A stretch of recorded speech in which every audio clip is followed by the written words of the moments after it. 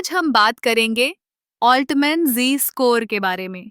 ये एक ऐसा फाइनेंशियल टूल है जो किसी कंपनी की वित्तीय स्थिरता और दिवालियापन के जोखिम का आकलन करने में मदद करता है। इसे 1968 में एडवर्ड ऑल्टमैन ने विकसित किया था।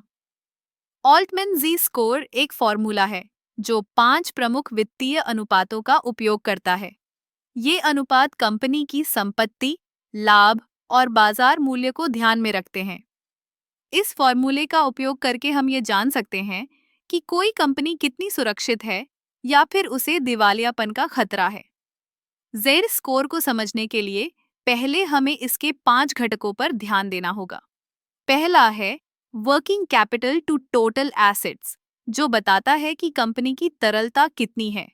दूसरा है retained earnings to total assets, जो कंपनी की लाभप्रदता को दर्शाता है।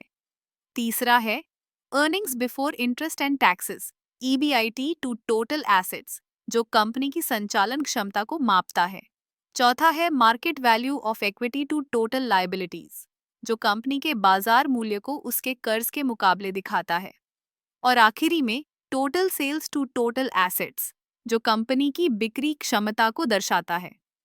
अब जब हम इन सभी अनुपातों को एक साथ जोड़ते हैं तो हमें एक जी स्कोर मिलता है। अगर जे स्कोर 3 से अधिक है तो कंपनी को सुरक्षित माना जाता है। अगर जे स्कोर 1.8 से 3 के बीच है तो यह एक ग्रे एरिया है, जहां कंपनी को सावधानी बरतने की आवश्यकता है। और अगर जे स्कोर 1.8 से कम है तो यह दिवालियापन का संकेत हो सकता है। ऑल्टमैन जी स्कोर का उपयोग केवल बड़े कॉरपोरेट्स के लिए नहीं है, छोटे व्यवसाय भी इसका उपयोग कर सकते हैं।